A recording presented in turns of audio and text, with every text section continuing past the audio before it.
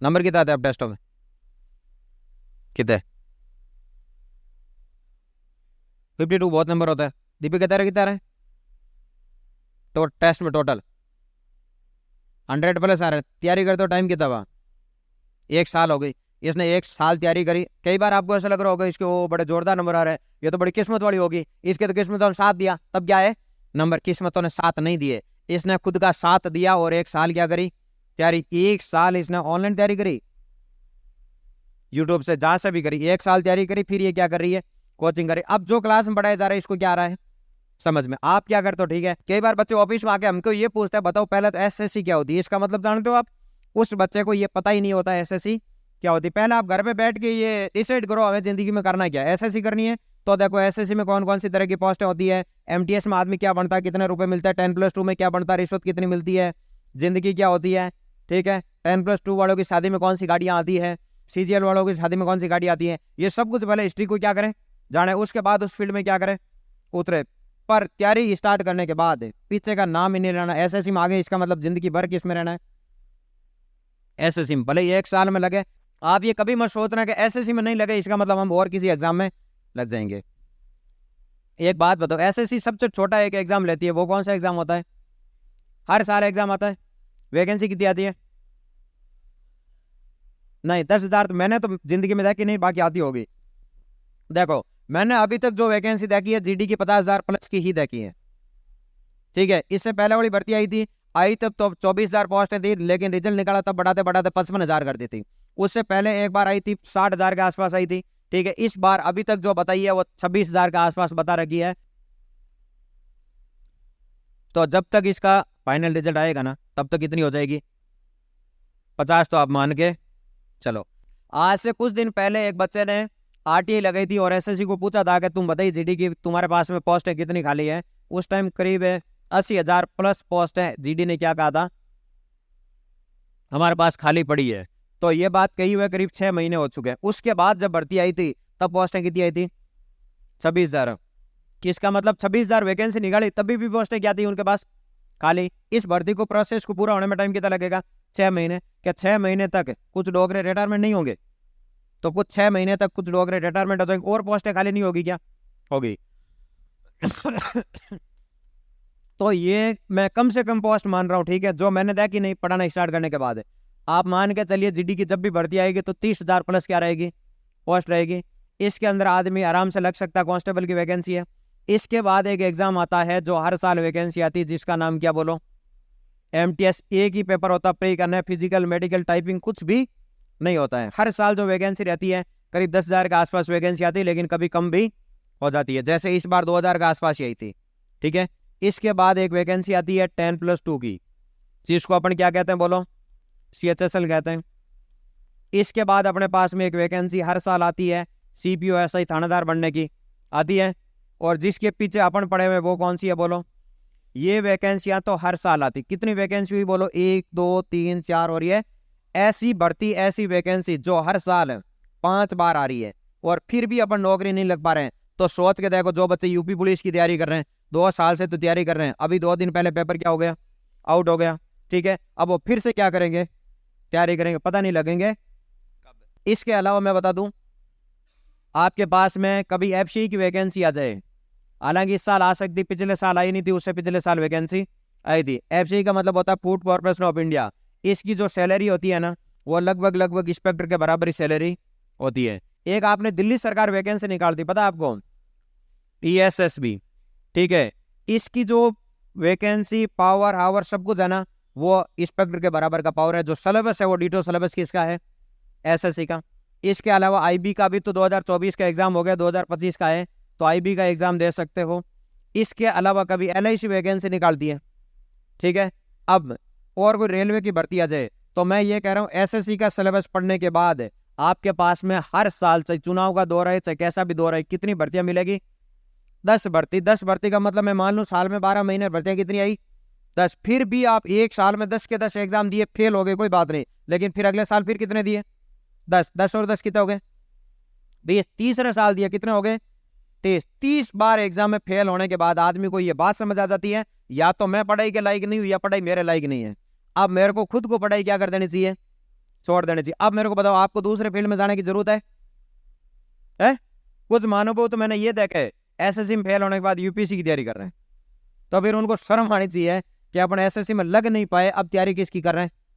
UPSC कर रहे हैं। बोले यहाँ पर मैथ और ये नहीं पढ़ने पड़ेंगे तो वहां पर क्या पढ़ेंगे सीधे? और किसी को कहने में कितना कूल लगेगा, बोले क्या कर रहे, बोला अभी तो यूपीएससी की तैयारी कर रहे हैं। गाँव में थोड़ी क्या रहेगी, इज्जत रहेगी। यदि रिश्ता नहीं हो रहा है तो आराम से क्या हो जाएगा, रिश्ता हो जाएगा। वो लगे नहीं लगे वो दूर की बात है। और आप में से किसी को ऐसा लगता है कि हम तो बहुत बड़े रट्टू है, आप हमको रटने के लिए बोल दो, हम आधी रात को रटने के लिए क्या है, तैयार है। तो आपका हार्दिक स्वागत करती है एमटीएस की वैकेंसी। हर साल आएगी। पहला जो सेक्शन होता है उसके अंदर रीजनिंग के और मैथ के नंबर है, आपको क्या करने हैं, क्वालिफाई करने। मतलब क्वालिफाई का मतलब जानते हो, 120 नंबर में से आपको कितने नंबर लेके आने? 120 में से 40 नंबर नहीं आए फिर भी फेल हो जाओ तो फिर आपका एमटीएस की बधाई, फिर कायलाना झील के अंदर आपका हार्दिक स्वागत है। वहां जाके डुबकी लगा के क्या करें, मरे। और फिर कभी ये मत कहना 120 में से 40 नंबर नहीं आए, फिर घर वालों को ये बात भी मत कहना कि देखो किस्मतों ने साथ नहीं दिया, कोचिंग वालों ने ठीक नहीं पढ़ाया। आपको ही पता है आजकल कोचिंगों में पढ़ाई कहाँ रही, धंधा बन गया कोचिंग के। तो ठीक है, तो फिर मैं साफ साफ साफ मुंह पे कह रहा हूँ, वो गलती न आपकी है, न घर वालों की है, न हमारी है, न एसएससी की है। वो गलती सीधी सीधी किसकी है? अरे एमटीएस की क्यों? एमटीएस तुमको नौकरी दे रहा है इसलिए गलती है। और मैं मानता हूं एमटीएस की तो गलती है, तुम्हारे जैसे ढीठ आदमी को झेल तो रही है वैकेंसी, वरना झेले कौन? बताओ, तुमको गड़बड़ा नहीं झेल रहे हैं। जब ये सेक्शन खत्म हो जाता था, अब आपके पास बचता है इंग्लिश और जीके। जो आपकी कट ऑफ जाती है वो 150 नंबर में से जाती है। कट ऑफ 150 में से कितनी जाती है? 130 नंबर के आसपास जाती है। हालांकि इस साल तो 138 कट ऑफ गई थी। ओबीसी की कट ऑफ 135 थी, एसटी या एससी उन दोनों में से एक की कट ऑफ किसकी थी पता नहीं, 138 नंबर थी। जनरल की कट ऑफ 138 नंबर थी। आपको ऐसा नहीं लग रहा है कि सर एसटी एससी वाले 138 पे, जनरल वाले 138 पे, ओबीसी वाले 135 पे? ये क्या हुआ? पोस्ट नहीं थी उनकी, वैकेंसी उनकी कम थी, इसलिए उनकी कट ऑफ कहाँ चली गई, हाई चलेगी। तो अब ये किसी को आप में से ऐसे लग रहा है कि सर हमारी तो कैटेगरी एसटी या एससी के अंदर आ रहे हैं, हम तो इनसे क्या करेंगे, पहले लग जाएंगे। तो जनरल की cut off 138 number, ST SC की कट ऑफ कितनी थी बोलो? 138 नंबर। 138 नंबर में आपको बता दूं बहुत होते हैं, 150 नंबर में से 138 नंबर इंग्लिश और जीके में लाना है। मतलब एकदम ये मान के चलोगे जो भारत देश के धुरंधर लोगों में से है ना, वो बदले 138 नंबर लेके आ रहे हैं। 138 नंबर का मतलब एक बात बताओ, 150 में से कितने नंबर कम है? 12 नंबर ही क्या है, ये तो निचला स्तर है। मतलब इससे नीचे वालों को तो लिए ही नहीं है। इसका मतलब सोच के देखो ऊपर वाले बच्चे के कितने नंबर होंगे। समझ गया तुम? मैं ये कहना चाहता हूं दुनिया तुम्हारा कहीं इर्द गिर्द नहीं है, दुनिया खूब आगे जा चुकी है। तो हालात किसकी है? एमटीएस की। अब मैं सीजीएल की बात करूं तो सीजीएल का मेंस के नंबर कितने होते हैं बोलो? 390 नंबर। 300 नंबर में ओबीसी वालों को और जनरल वालों को पोस्ट मिलेगी या नहीं मिलेगी, इस बात की गारंटी भी नहीं है, क्योंकि ये डिपेंड करता है वैकेंसी पे। यदि 10,000 के आसपास वैकेंसी आती है तो उसके बाद आपको 300 नंबर पे कोई पोस्ट मिली तो कोई निचली पोस्ट मिलेगी, पीए या टीए। टीए का मतलब टैक्स असिस्टेंट, पीए का मतलब पोस्टल असिस्टेंट। हालात ऐसी है, ठीक है। तो क्लास के अंदर आए बिल्कुल एकदम शुभ शुभ गणेश जी के हाथ जोड़ के कि हे भगवान हमें सद्बुद्धि दे, हम क्लास के अंदर क्या करें, सही ढंग से बैठ के क्या कर लें, पढ़ लें। तो इस दौर में आपको गुजरना 2 साल तक दिन रात आपको क्या करनी है, मेहनत करनी पड़ेगी, क्योंकि कंपटीशन इस लेवल का है, ठीक है।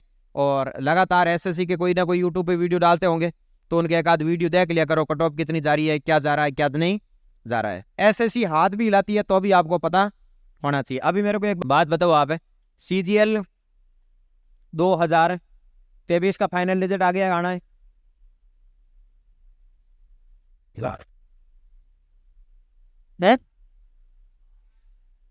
आ गया। अभी 2 दिन पहले एक नोटिफिकेशन निकला एसएससी ने, बोला हम रिवाइज रिजल्ट निकाल रहे हैं। एक बार फिर से क्या करेंगे, रिजल्ट निकालेंगे। किसके लिए? कोई ना कोई गड़बड़ी हुई थी, बच्चे सुप्रीम कोर्ट चले गए, तो एसएससी ने 2 दिन पहले कह दिया था क्या हम एक रिवाइज रिजल्ट निकालेंगे, जिसके तहत और भी कुछ बच्चे क्या करेंगे, इसके अंदर आएंगे। वो कौन से बच्चे हैं? एसएससी ने 6 या 7 क्वेश्चन खुद ने एसएससी ने क्या कर दिया, गलत दे दिया, उसकी वजह से बच्चे कहाँ चले गए थे, कोर्ट में चले गए। ये कोर्ट का डिसीजन है कि अब रिजल्ट को क्या करोगे, फिर से निकालोगे। इसलिए एसएससी ने एक्सेप्ट करा है कि हम इस रिजल्ट को क्या कर रहे हैं, दोबारा निकाल रहे हैं। हाँ,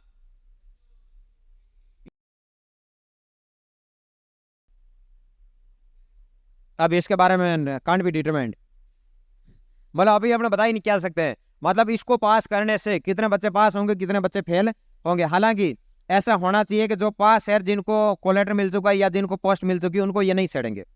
यहाँ बच्चे कम नहीं हो रहे हैं, बच्चे क्या हो रहे हैं, बढ़ रहे हैं। भाई हो सकते हैं 200 300 500 जो भी पास होंगे, उनको उसके नंबरों के अकॉर्डिंग क्या कर देंगे, पोस्ट दे देंगे। उनको पहले वालों को ये छेड़ना नहीं चाहिए उनको वैसे तो। और फिर भगवान जाने एसएससी ही जाने इनका। ठीक है, अब आपको ऐसा लग रहा है, मेरे को नहीं पता, ये बात किसी को भी पता नहीं है, कानो कान खबर है तो किसको है, एसएससी को ही है। ठीक बात है। तो थोड़ा इन चीज़ों को मद्देनजर रखते हुए आपको क्या करनी चाहिए, तैयारी।